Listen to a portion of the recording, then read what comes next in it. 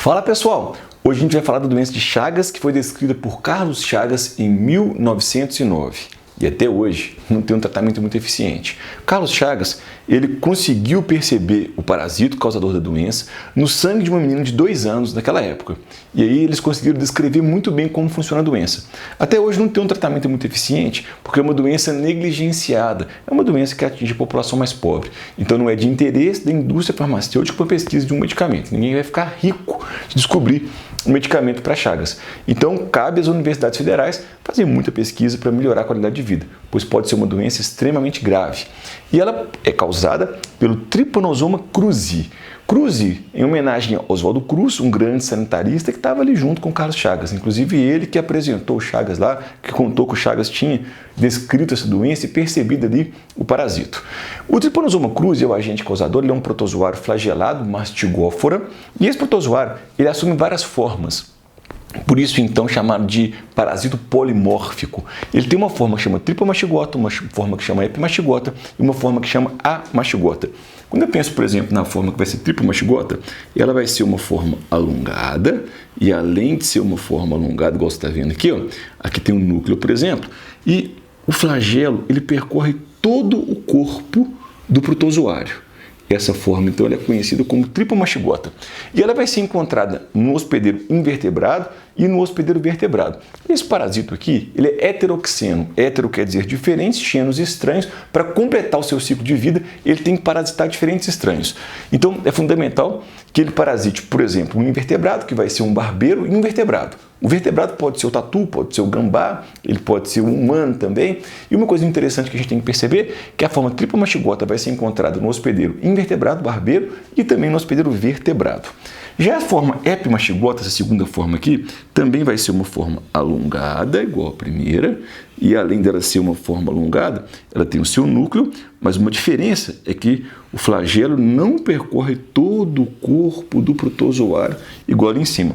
Essa forma epimastigota, ela vai ser percebida no barbeiro. Lá no barbeiro tem a reprodução dela no intestino do barbeiro. Então essa forma é epimastigota. E por último tem uma forma ainda que vai ser a forma amastigota. Essa forma amastigota, ela é uma forma que não tem flagelo e ela vai ser encontrada no hospedeiro vertebrado.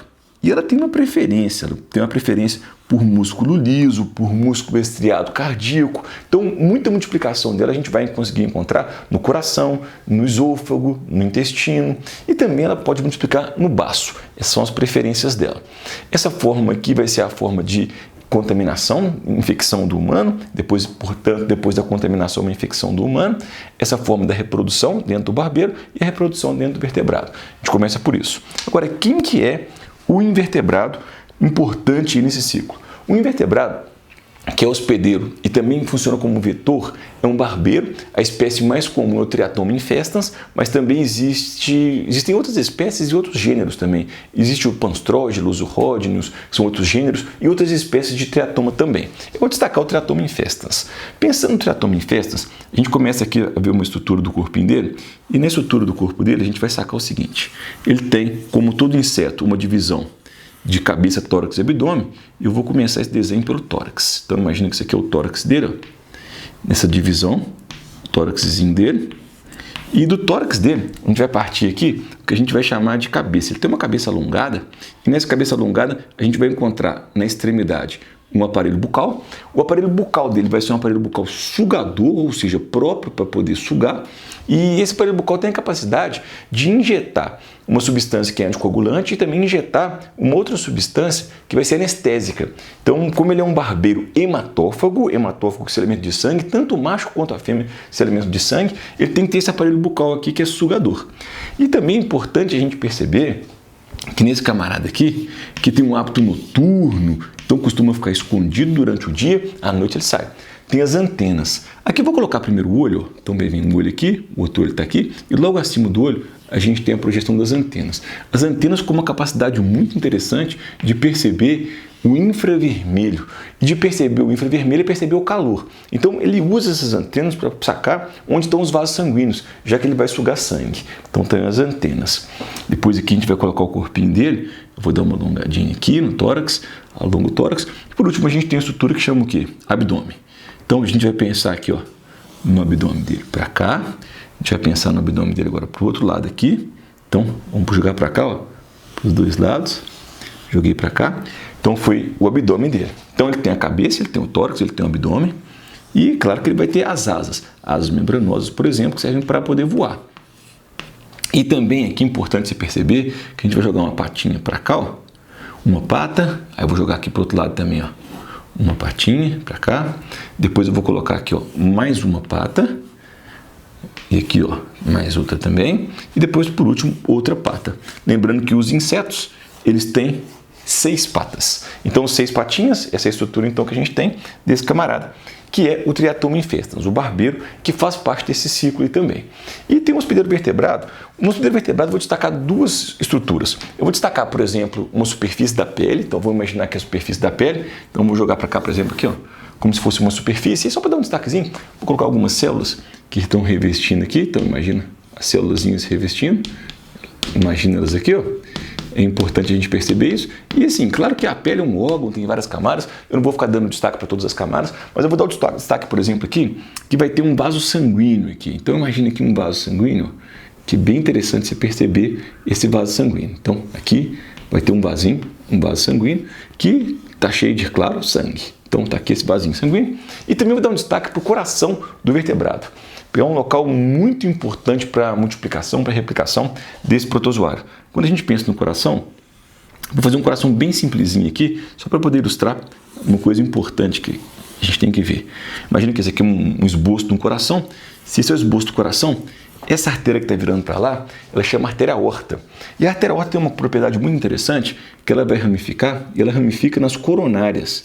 E as coronárias são fundamentais para poderem levar sangue para o coração e nutrir o músculo estriado, que é o músculo estriado cardíaco. Esse músculo estriado cardíaco depende muito desses vasinhos aqui, porque ele depende de quê? De oxigênio, ele depende de glicose. Então, quem leva são essas ramificações ali da coronária que vem dali. Então, é bem importante a gente sacar isso.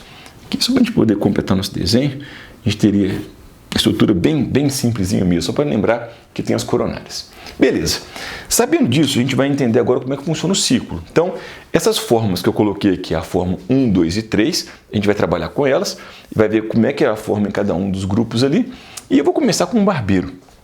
Nós vamos imaginar que um barbeiro, ele vai sugar o sangue de uma pessoa, e essa pessoa, ou então ele pode sugar o sangue também de um tatu, ou então ele pode sugar o sangue de um gambá, até mesmo pode sugar o sangue de um cachorro. O cachorro também pode entrar no ciclo, viu? Ficar bem atento com isso daí. Quando ele suga o sangue de algum vertebrado que está infectado, que tem a doença, o que vai acontecer é que ele vai sugar a forma, que é a forma número 1. Então, vamos colocar o número 1 aqui e você confere para mim. O número 1 é a forma tripomastigota. Ao sugar a forma tripomastigota, essa forma ela vai passar pelo seu aparelho bucal, ela vai no seu interior aqui, no seu trato digestório, até que chega no intestino do barbeiro. Lá no intestino do barbeiro vai acontecer uma reprodução que vai ser uma reprodução assexuada, que a gente vai chamar de bipartição. E para acontecer a forma número 1 tem que virar a forma número 2, então de forma tripomastigota a gente vai para a forma epimastigota, e essa forma epimastigota sim, ela sofre a divisão binária, bipartição. Então aqui, ó, eu vou perceber agora que de uma eu vou ter 2.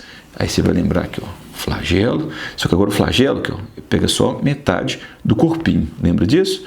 Então aqui é o flagelo, então de uma a gente fez 2. E 2 vira 4, depois vira 8, depois vira 16, multiplica bastante e continua descendo.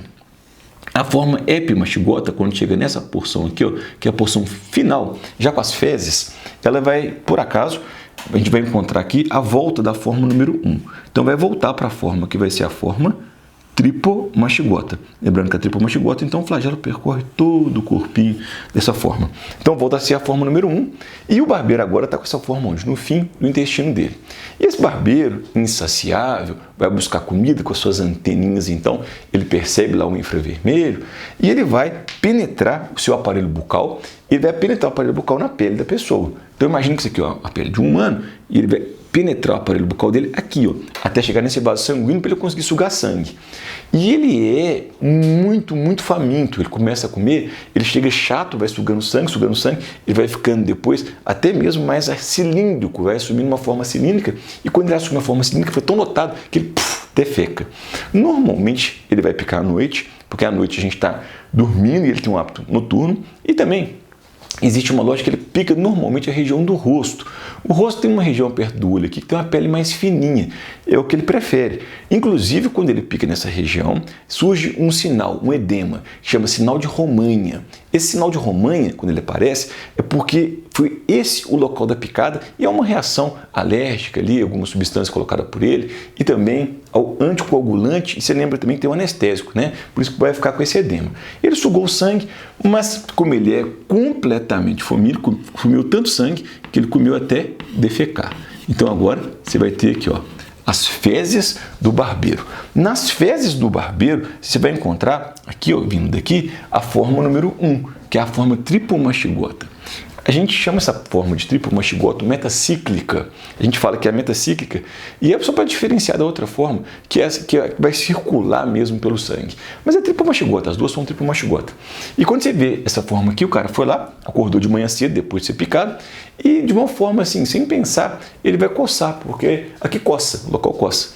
E ao coçar, ele faz assim, ó, ele leva essas fezes com a forma número 1 tripomastigota para onde? Para o local da picada, porque ela não consegue atravessar a camada córnea ali, mas ela consegue, por exemplo, entrar pelo local da picada. Ao entrar pelo local da picada, igual ela entrou aqui, ó, ela vai chegar no sangue da pessoa. Então aqui a gente vai ter a forma número 1 no sangue. E essa forma número 1 no sangue vai deslocar pela corrente sanguínea, vai deslocando, deslocando, deslocando, até que ela chega aqui nesse ponto aqui do coração, ó, na artéria aorta. E da artéria aorta, ela cai para cá, espertamente, a forma número 1 ainda, e ela chega no coração.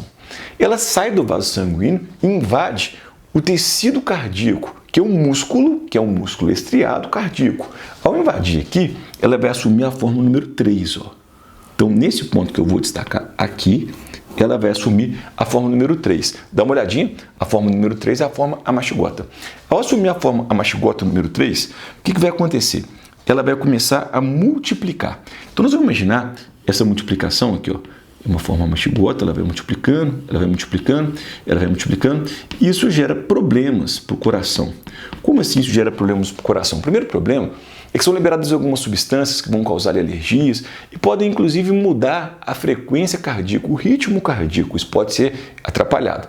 Mas tem uma coisa pior. É porque, vamos imaginar o seguinte, aqui tem um vaso, que é um vasinho sanguíneo. Esse vasinho sanguíneo, ele é uma ramificação ali das coronárias, que serve para quê? Que serve para nutrir o coração, levar oxigênio, levar comida. E quando elas vão multiplicando, a forma mastigota, chama ninho a mastigota, ele vai multiplicando, você pode observar aqui, ó, que de repente o vaso vai ficar o quê? Estreito. É uma alteração mecânica. E ficando estreito pode faltar sangue. E o grande problema quando falta sangue é porque você imagina, o coração ele gasta uma energia incrível. Eu desconheço um músculo tão potente quanto o coração. Começa a contrair seu bíceps aí, fica fazendo isso durante 2 horas na sequência, ainda mais na força que o seu coração faz isso. Você não aguenta. Então vai faltar comida, vai faltar oxigênio, necessário porque ele gasta muita energia. E aí esse pedaço aqui do coração vai poder fazer o quê? Morrer. Quando morre o pedaço do coração, a pessoa está infartando. E é por causa de uma isquemia. Aconteceu uma isquemia, o cara pode infartar por causa disso. E muitas vezes, ao invés de infartar, ele pode tentar compensar isso e começa a multiplicar algumas células ali, aumentar o tamanho do músculo das células e, como consequência, ele tem um aumento do coração. Então, essa pessoa ela vai ter uma cardiopatia, chagásica crônica ao longo dos anos. Isso é um problema. Uma outra coisa que ela pode ter também é uma cardiomegalia, o coração vai aumentar. Isso pode levar a pessoa à morte. É importante a gente perceber que é extremamente grave. Então, e aí a gente tem que lembrar de uma coisa, como que uma pessoa então pega essa doença. Então, a primeira possibilidade é um barbeiro foi lá, ele pode ter sugado o sangue de um tatu ou de um gambá e depois ele vai sugar o sangue do humano. Atenção, não se pega pela saliva do barbeiro, sim pelas fezes do barbeiro. É muito importante a gente perceber isso. Uma outra possibilidade seria o barbeiro sugar o sangue de um humano infectado e depois de um outro humano e levar de um humano para outro humano. Uma terceira possibilidade seria direto do humano para o humano. A gente pode pensar, por exemplo, que um humano doou sangue para o outro e ele está infectado. Então, ele libera o sangue dele, ele passa lá o parasito. Também pode acontecer de passar da mãe para o filho. E aí, quando passa da mãe para o filho, é uma transmissão que a gente chama de transmissão vertical, da mãe para o filho. E atravessa a barreira placentária, então outra possibilidade. E também pelo aleitamento, também é importante isso de humano para humano. Além disso, tem as possibilidades de pegar pelo caldo de cana, por exemplo, pelo açaí.